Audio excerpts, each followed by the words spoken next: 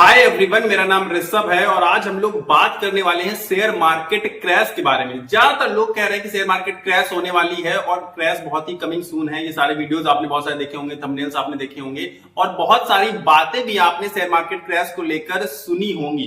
तो क्या ये क्रैश आने वाला जो है ये सबसे बड़ा अब तक का स्टॉक मार्केट का क्रैश होने वाला है? इस बारे में चर्चा करेंगे, कुछ रीजंस आपको बताएंगे कि अगर ऐसा होगा तो क्यों होगा, और बाकी इस समय इन्वेस्टर्स को क्या करना चाहिए इस बारे में भी आपको पूरी जानकारी देंगे, ताकि आप बिल्कुल भी डाउट में न रहें। आपके के सारे थॉट्स, आपकी जो भी क्वेश्चंस हैं वो सारे क्लियर हो जाएं इस वीडियो के थ्रू।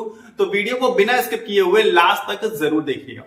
तो क्यों, मतलब शेयर मार्केट जो सबसे बड़ा ये क्रैश हो सकता है, तो क्यों हो सकता है, उसके कुछ रीजंस हैं। तो रीजन नंबर 1 में अगर हम लोग आएंगे तो यूएसए और चाइना का ट्रेड वॉर चालू हो चुका है। Trade war in the sense, आप सबको पता है कि ट्रंप का टैरिफ वगैरह का इशू चल रहा था, तो चाइना ने भी टैरिफ के बदले टैरिफ लगाकर, मतलब इंपोर्ट ड्यूटी बढ़ाकर एक तरीके से ट्रेड वॉर स्टार्ट कर दिया।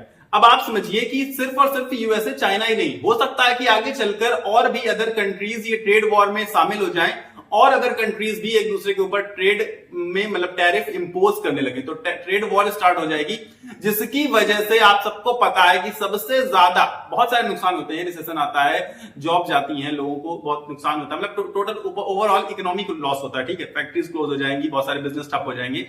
पर ट्रेड वॉर की वजह से जो सीधा सीधा इंपैक्ट हमें दिखाई पड़ेगा वो दिखाई पड़ेगा शेयर मार्केट के ऊपर। तुरंत के तुरंत शेयर मार्केट धड़ाम होता हुआ आपको नजर आएगा। उसका इंपैक्ट बाद में होगा, बाद में जॉबलेस लोग होंगे, बाद में लोगों को दिक्कतें आएंगी, फेस करेंगे, पर तुरंत इंपैक्ट, न्यूज का इंपैक्ट सीधा कहां होता है? स्टॉक मार्केट में, जिसकी वजह से स्टॉक मार्केट में गिरावट आ सकती है। किसकी वजह से? यूएसए और चाइना के बीच में जो ट्रेड वॉर स्टार्ट हुई है, तो हो सकता है ये पूरी पूरे वर्ल्ड में ट्रेड वॉर स्टार्ट हो जाए, जिसकी वजह से शेयर मार्केट में गिरावट का सिलसिला जारी है। दूसरा रीजन क्या हो सकता है कि रिसेशन का खतरा लगातार बढ़ रहा है। आप सबको बताइए, देखिए ट्रेड वॉर की वजह से ही रिसेशन का खतरा बढ़ता है। क्यों? लोग जॉबलेस ज्यादा होंगे, अब लोगों को रोजगार कम मिलेगा, बल्कि जो लोग नौकरियां कर रहे हैं वो भी नौकरियों से अपनी हाथ धो सकते हैं अगर ये ट्रेड वॉर कंटिन्यू रहा और लगातार बढ़ता रहा। तो रिसेशन आने का खतरा है, जिसको हालांकि टैकल करते रहते हैं, चाहे वो फेड हो, चाहे आरबीआई हो, अदर कंट्रीज की बैंक्स जो होती हैं, तो लगातार टैकल करने के लिए कुछ ना कुछ चीजें करती रहती हैं। आपको पता है टाइम टाइम रेट कट भी होते रहते हैं। तो लेकिन एक रीजन मेजर ये हो सकता है कि रिसेशन देखिए आ रहा है, तो रिसेशन की वजह से भी शेयर मार्केट में गिरावट आती है। ऑल्दो इसका लॉन्ग टर्म में इंपैक्ट जो है वो पॉजिटिव पड़ता है शेयर मार्केट में, क्योंकि कॉस्ट कटिंग हो जाती है बहुत सारी कंपनीज की। नेक्स्ट रीजन क्या हो सकता है जिसकी वजह से शेयर मार्केट में गिरावट आ रही है और बहुत बड़ी गिरावट आ सकती है? सबसे बड़ा रीजन ये है कि बहुत बड़ी गिरावट आ सकती है इस वजह से, वो है ट्रंप के टैरिफ की वजह से। आप सबको पता है कि ट्रंप टैरिफ रुकने का नाम नहीं ले रहा है, और इस टाइम पर जो ये गिरावट है और गिरावट आगे आएगी, उसमें सबसे मेजर रोल अगर किसी रीजन का है तो वो यही है ट्रंप के टैरिफ का रीजन।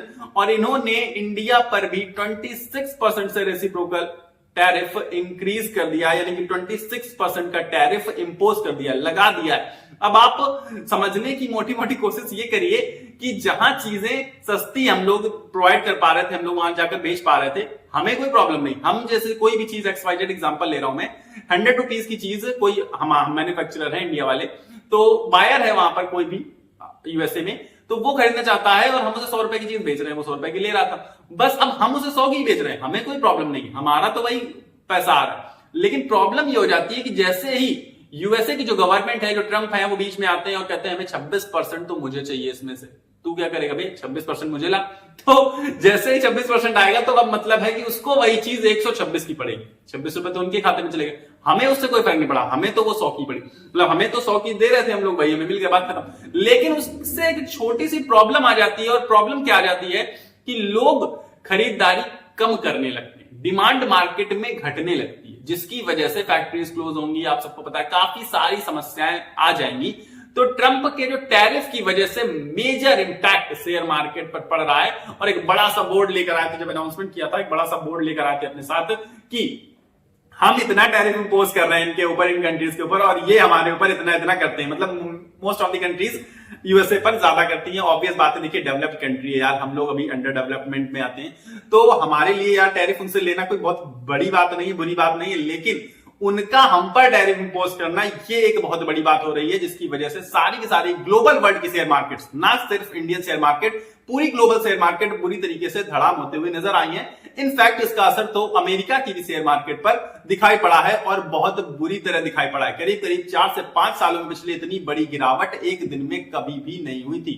आज तक ना ही नैस्डैक में, ना ही S&P 2000 में और ना ही डाउ जोन्स में। तो आप समझ गए होंगे कि कितना बड़ा इंपैक्ट पड़ रहा है ट्रंप के टैरिफ का पूरी की पूरी ग्लोबल वर्ल्ड में और ग्लोबल इकोनॉमी पर भी।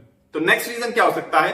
नेक्स्ट रीजन हमारी मार्केट का कमजोर होने का एक बता रहा हूं मैं। ओवरऑल तो मैंने अभी आपको काफी सारी रीजन बताए हैं जिसकी वजह से सारी शेयर मार्केट्स गिर रही हैं और गिर सकती हैं, लेकिन एक रीजन है जिससे सिर्फ और सिर्फ हमारी शेयर मार्केट इंपैक्ट हो रही है, रुपए का डॉलर के मुकाबले में कमजोर होना। बहुत वीक होता जा रहा है रुपया, आप सबको पता है बहुत अच्छे से, जबकि लगातार हमारी गवर्नमेंट आरबीआई कोशिश भी कर रही है रुपए को स्ट्रॉन्ग करने की कंपैरेटिवली हमारे डॉलर के मुकाबले, लेकिन वो काम नहीं हो पा रहा बेहतर तरीके से। डॉलर लगातार हाई पर हाई बनाता जा रहा है और रुपए लगातार कमजोर होता चला जा रहा है, जिसकी वजह से आप सबको पता है कि हमारी इंडियन शेयर मार्केट लगातार गिरावट का सामना कर रही है या फिर कर सकती है आगे भी, अगर ये सिचुएशन सॉल्व नहीं हो पाई तो।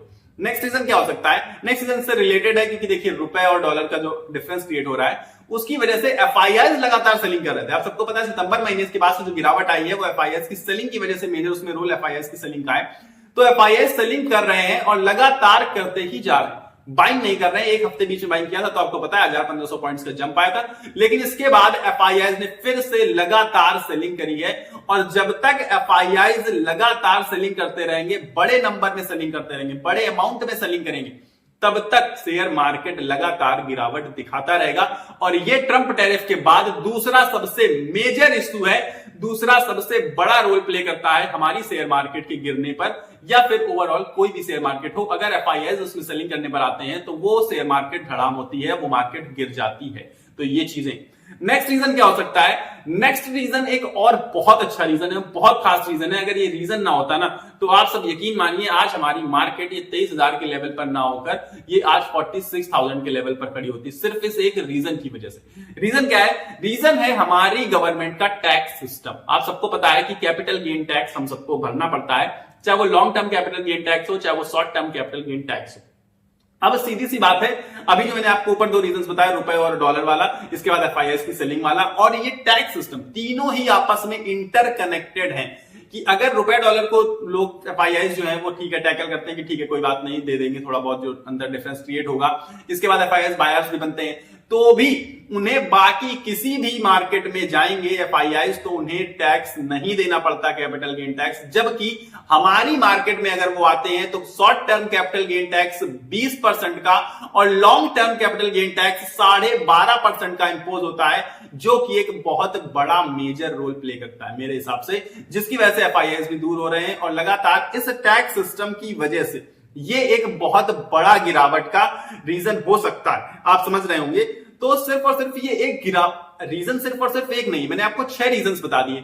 अब आप समझिए कि एक रीजन जब होता है तब मार्केट अच्छे खासे करेक्शन दिखाती है, अच्छी खासी गिरावट आती है। जब इतने सारे रीजन निकल कर आ रहे हैं तो क्या ये शेयर मार्केट अब तक की सबसे बड़ी गिरावट, सबसे बड़ा क्रैश आपको दिखा सकता है? क्या सबसे बड़ा क्रैश आने वाला है? इस बारे में आप लोग मुझे जरूर से जरूर कमेंट बॉक्स में बताइएगा।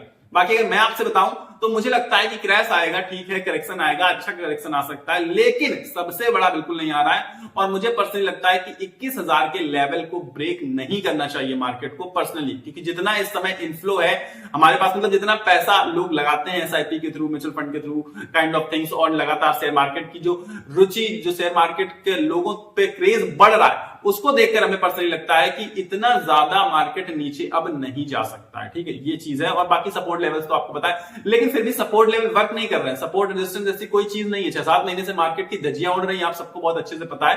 तो टेक्निकल टर्म्स पे तो जाइए ही मत बिल्कुल। ठीक है, अब आप साइकोलॉजिकल टर्म्स पे खेल सकते हैं, क्योंकि अब मार्केट साइकोलॉजिकल आपके साथ खेल रही है कि आपको मार्केट ऊपर जाने का इंतजार है और मार्केट लगातार आपको रुला रही है। सीधी सी बात है, अब आपके साथ मार्केट साइकोलॉजिकली खेलने की कोशिश कर रही है और शायद अभी कुछ समय तक ऐसा ही प्रोसेस रहने वाला है।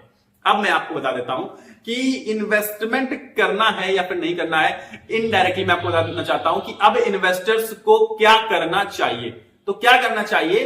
तो मैं कहूंगा कि इन्वेस्टमेंट जो है वो डायरेक्ट स्टॉक इन्वेस्टमेंट आपको नहीं करनी चाहिए। क्यों नहीं करनी चाहिए? उसका रीजन है कि आपने बाई चांस कोई भी स्टॉक, बहुत अच्छा स्टॉक, अच्छे खासे वैल्यूएशन पर, सस्ते वैल्यूएशन पर मिल रहा है आपको और अच्छे डिस्काउंट प्राइस पर मिल रहा है, आपको लगेगा अब इससे नीचे क्या ही जाएगा, ये तो बहुत अच्छा स्टॉक है, अब इसको पकड़ लेते हैं। लेकिन इतने सारे रीजन जो मैंने आपको बताए हैं, और अगर मार्केट में और गिरावट आती है तो हो सकता है वो स्टॉक वहां से अभी 20-25% और गिर जाए, क्योंकि हमें पता नहीं है कि बॉटम कहां है, कहां पे इसके नीचे नहीं जाएगा, ये हम प्रेडिक्ट नहीं कर सकते। तो इसलिए अगर आप डायरेक्ट इन्वेस्टमेंट कर रहे हैं तो आप अपने रिस्क साथ में रखकर इन्वेस्टमेंट करिएगा, क्योंकि उसके बाद भी वो स्टॉक 10%, 20%, 30% गिरावट दिखा सकता है। ये चीज है, तो डायरेक्ट इन्वेस्टमेंट आपको नहीं करनी। मैं मतलब पर्सनली आपको सजेस्ट नहीं कर रहा हूं डायरेक्ट इन्वेस्टमेंट करने के लिए।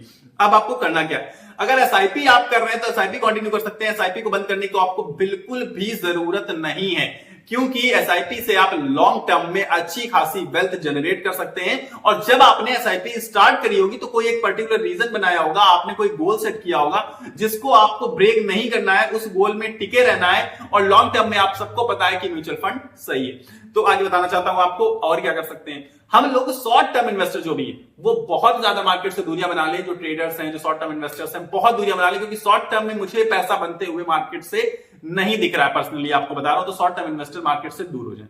और क्या करना चाहिए? और अपने पोर्टफोलियो को थोड़ा सा डाइवर्सिफाइड रखना चाहिए। क्यों? पर्टिकुलर आप एक स्टॉक में, एक सेक्टर में अगर घुसे हैं तो हो सकता है कि अभी तो मार्केट गिर रही तो सारे के सारे स्टॉक्स गिर रहे हैं, सारा के सारा सेक्टर दड़ा में। पर जब मार्केट उठेगी तो अगर आपका इन्वेस्टमेंट एक ही पर्टिकुलर सेक्टर में, एक ही स्टॉक में है, तो हो सकता है उसको छोड़ के मार्केट पूरी की पूरी बढ़ जाती है। कभी कभी ऐसा होता है, आप सबको पता है कि जब मार्केट गिरती है और जब वापस उठना स्टार्ट करती है तो कोई एक सेक्टर बहुत पीछे रह जाता है। और अगर आपकी इन्वेस्टमेंट उसी सेक्टर में हुई, उसी स्टॉक में हुई, तो फिर आपको नुकसान झेलना पड़ सकता है। ये चीज बहुत आपको कॉमन होते हुए दिखाई पड़ेगी। तो मैं आपसे पर्सनली कहना चाहता हूं कि पोर्टफोलियो को अपने थोड़ा सा डाइवर्सिफाइड रखने की कोशिश करिए।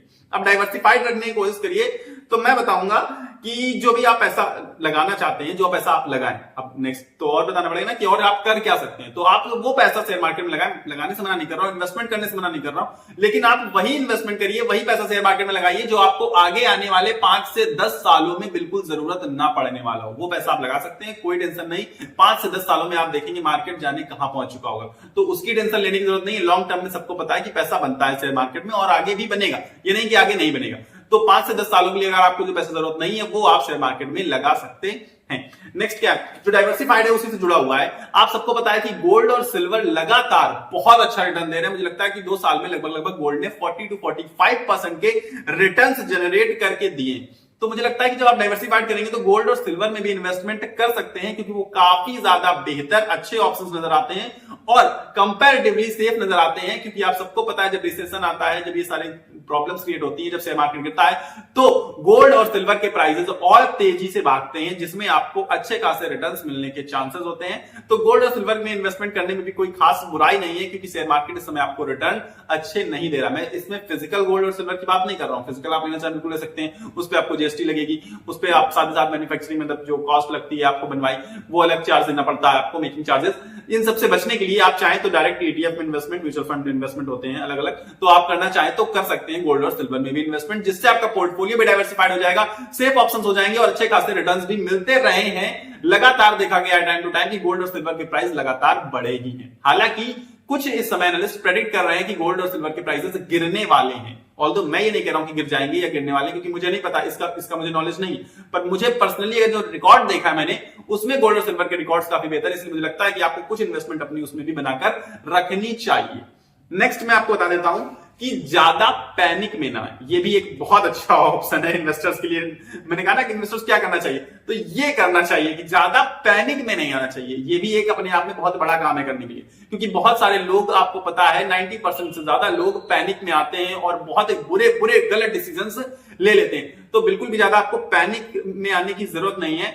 और इसके बाद आपको करना क्या है, लॉन्ग टर्म वाले लोग बिना झिझक, कोई टेंशन नहीं, धीरे धीरे करके स्लोली थोड़ा थोड़ा पैसा इन्वेस्टमेंट करते रहें, क्योंकि लॉन्ग टर्म वालों को घबराने की, डरने की बिल्कुल जरूरत नहीं है। चाहे मार्केट यहां से 10%, 20%, 30% गिर जाए, कितना भी गिर जाए, लॉन्ग टर्म वालों के लिए मार्केट हमेशा एक बेहतर अपॉर्चुनिटी प्रोवाइड करता है, चाहे वो अपने ऑल टाइम हाई पर हो, चाहे वो अपने ऑल टाइम लो पर हो। क्योंकि ऐसा नहीं है कि अपना ऑल टाइम हाई को कभी ब्रेक नहीं किया, हर बार मार्केट अपने ऑल टाइम हाई को ब्रेक करके नया ऑल टाइम हाई बना देता है। इसलिए लॉन्ग टर्म इन्वेस्टर्स को धीरे धीरे करके इन्वेस्टमेंट करनी चाहिए मेरे हिसाब से, और लॉन्ग टर्म के लिए करनी चाहिए, और चुपचाप बैठे रहना चाहिए, मौज करनी चाहिए, क्योंकि उनको कोई हिला नहीं सकता। जो लॉन्ग टर्म इन्वेस्टर है, आप सबको पता है कि शेयर मार्केट में जो पैसा ज्यादा बनाते हैं वो लॉन्ग टर्म इन्वेस्टर्स ही बनाते हैं। तो ये सारे रीजंस थे मैंने आपको बताया जिसकी वजह से मार्केट गिर सकती है और बहुत बड़ा क्रैश भी आ सकता है। वो रीजंस मैंने आपको बता दिए, लेकिन आप सबको करना क्या है वो भी मैंने सारे रीजंस आपको बता दिए, वो भी सारी चीजें आपको बताई हैं कि क्या आप कर सकते हैं।